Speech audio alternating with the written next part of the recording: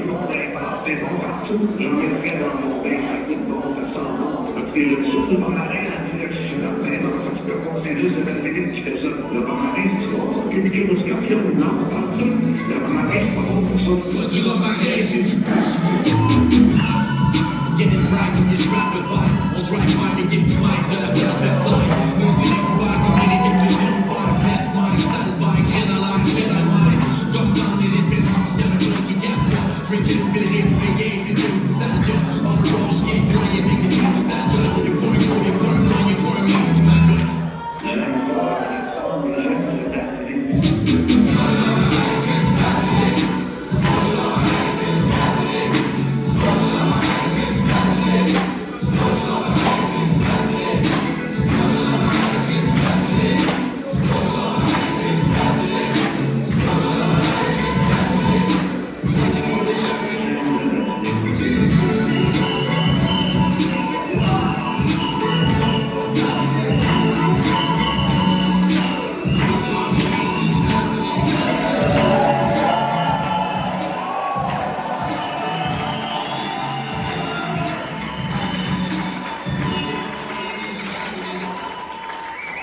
Bravo! Pour ce vidéo, je donne 10 sur 10 et je vous présente Thomas.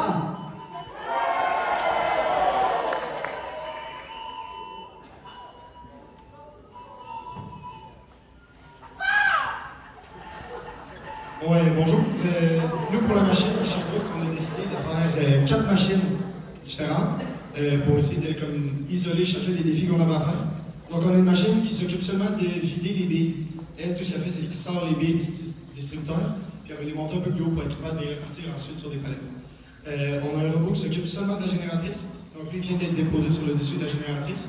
Puis, on a fait une espèce de boîte. Le but était d'empêcher la lumière externe de rentrer et de fausser nos lectures. Ensuite, on a 2 robots mobiles qui sont pratiquement similaires. La seule différence entre les deux, c'est qu'il y en a un qui peut seulement ramasser 2 palettes à la fois, mais lui, il y a un poignet qui peut tourner. Ça sert à vider les billes dans la zone d'emballage. Ensuite, l'autre ne peut pas tourner sa pince, par contre, il peut ramasser jusqu'à 5 palettes en une seule fois. Et les deux peuvent mettre jusqu'à 10 palettes derrière eux pour pouvoir les transporter sur le parcours. Et c'est séparé en 2 places différentes, donc ça permet d'avoir 2 types de palettes et de ne pas nuire aux opérations. Comme on a 2 robots mobiles et qu'on a juste voir une manette, on a décidé de prendre chacun une demi-manette par pilote. Donc, comme vous pouvez voir, nos gars font de la gymnastique pour être capables d'utiliser une manette à 2. Mais ça fonctionne très bien, ça nous permet de faire plus d'opérations en même temps parce qu'on a 2 personnes qui travaillent en même temps. Ensuite, on a Olivier qui est notre directeur de mission. Lui, ce qu'il fait, c'est qu'il surveille comment ça va. Est-ce qu'on est dans les temps? Est-ce que tout fonctionne bien? Et lui, il connaît les parcours qu'on fait, comment on fait des points. Il va conseiller les gars sur où est-ce qu'ils doivent mettre les palettes, quelle palette ils devraient prendre, puis est-ce que ça va bien. Puis on a Ismaël en arrière qui surveille que tout s'est bien passé, que les billes sont au bon endroit, puis qu'il n'y a rien qui est brisé. Donc là, on a quelques palettes qui ont été remplies de billes. Francis fait ça en ce moment avec Gordon Ramsay. Gordon Ramsay, l'autre. Ceci, qui est le serveur de Gordon Ramsay. Puis pendant ce temps-là, Joe a vidé des palettes dans la zone d'emballage. Il va déplacer quelques palettes, puis ensuite il va aller se mettre plus loin à l'extérieur pour être hors du chemin de Francis qui va terminer le travail. Aussi, en ce moment, ce qu'il fait, c'est qu'il ramène les palettes qui ont été vidées dans la zone d'emballage à Francis pour qu'il puisse utiliser le robot et le palettiseur pour remplir les palettes de vie.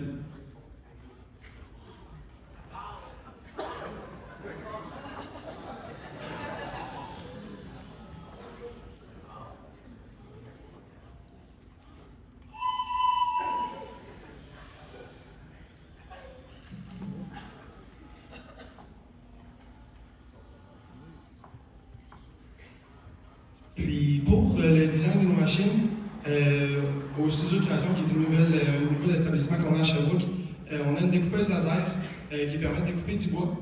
Donc on essaie de faire le plus possible des designs en 2 dimensions. Donc ça nous permet d'utiliser la découpeuse laser qui est très rapide, qui nous permet de faire des prototypes rapidement et d'être capable de tester autre chose. Puis les pièces plus compliquées, on a décidé de prendre de l'impression 3D pour les quelques fonds complexes qu'on a besoin. Puis de faire cette méthode-là, ça nous a permis de faire plusieurs itérations sur nos robots peut-être que vous pouvez voir, mais chacun des versions est engravée sur les pièces pour nous permettre de suivre quelle version on avait. Puis ça nous a permis de tester beaucoup de principes différents.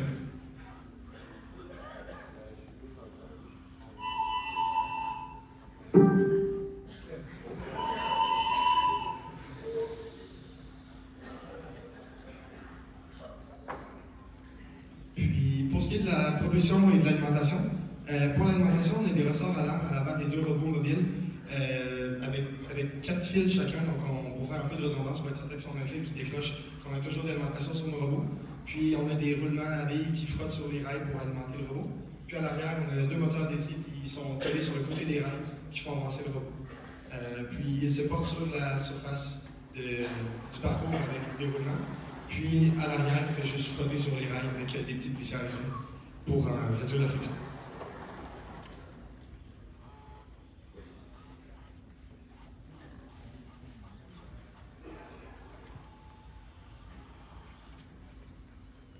Donc là, 30 secondes du premier défi génératrice.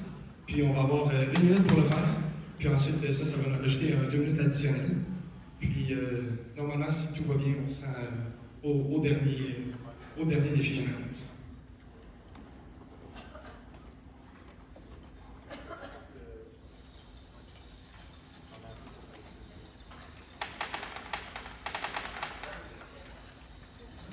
Donc le robot Gordon Ramsay, là-bas, qui vide les billes dans la zone d'avalage, peut pivoter son poignet. Puis en plus, il y a une espèce de couvercle sur le dessus avec un entonnoir pour emmener les billes à l'endroit où est-ce qu'on voulait, parce qu'on ne voulait pas faire un système de plus qui faisait avancer les palettes, parce que ça fait un problème de plus qui peut arriver.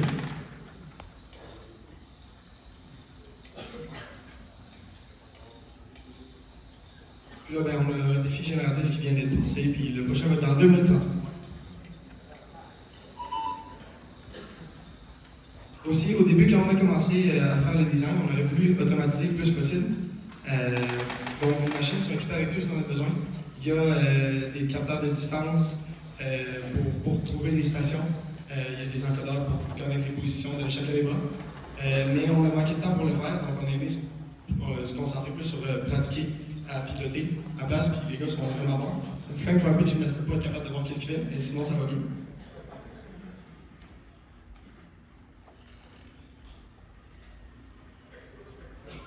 Puis pour ce qui est de placer les billes dans chacune des palettes, il y a en impression 3D été designé une espèce, c'est pas un entonnoir, mais c'est un répartiteur de billes.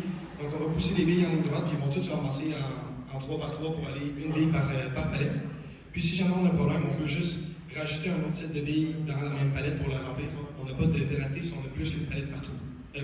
Plus qu'une bille partout.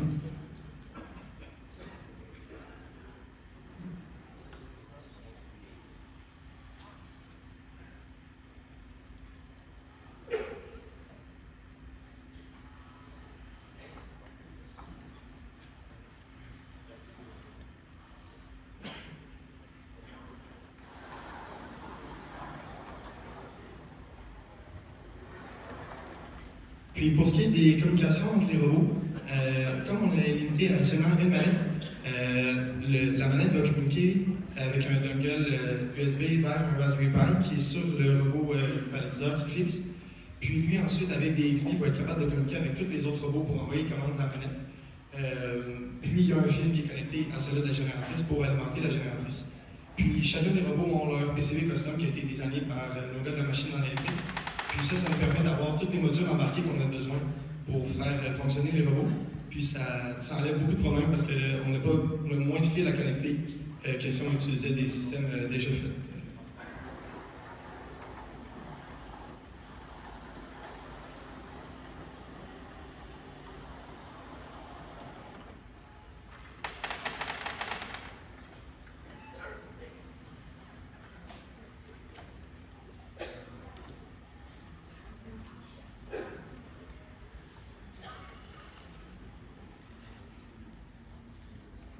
Donc, on va commencer le prochain défi génératrice en ce moment.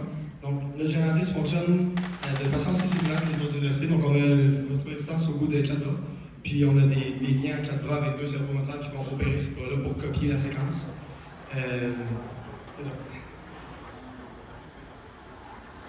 Et là, le temps demandé, donc on a réussi la séquence.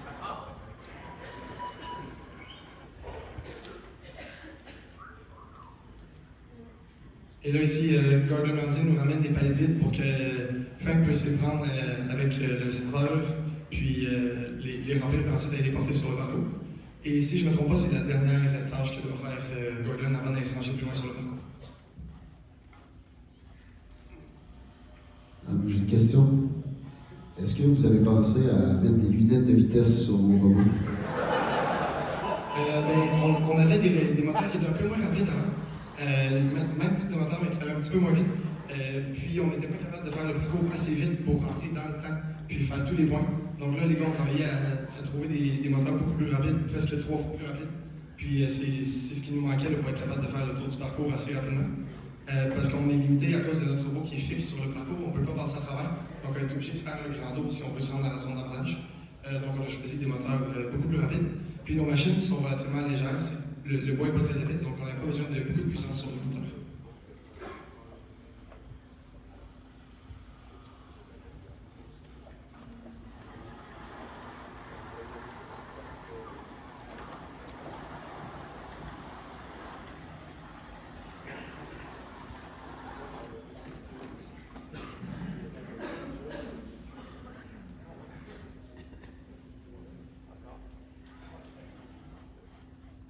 Puis là, il nous reste à peu près 10 secondes avant le dernier défi de la génératrice.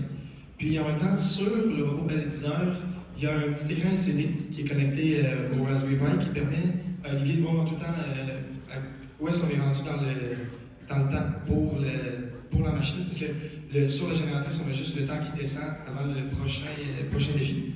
Par contre, pour Olivier, c'est plus pertinent de savoir dans l'essai total où est-ce qu'on est rendu. Puis là, le dernier défi génératrice a été réussi. Donc il nous reste 2 minutes 40 avant la fin de l'essai.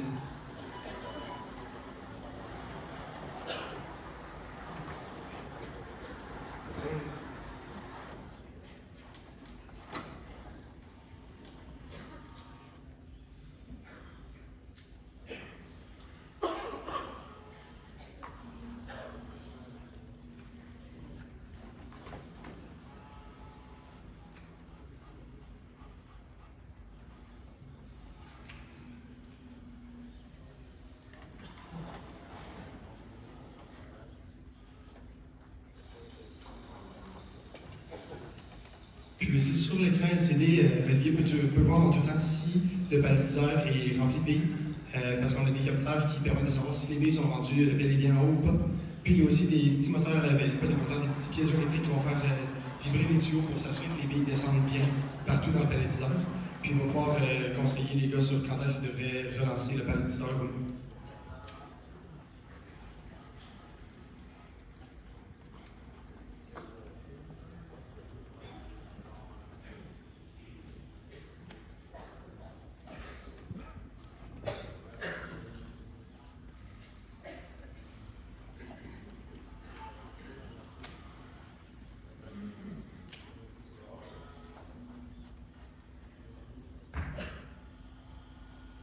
Donc là, Gordon Ramsay a terminé son travail. Donc Francis va prendre la machine à lui tout seul. C'est un peu moins difficile pour son épaule comme ça. Puis il va terminer les quelques palettes qui restent à paletter.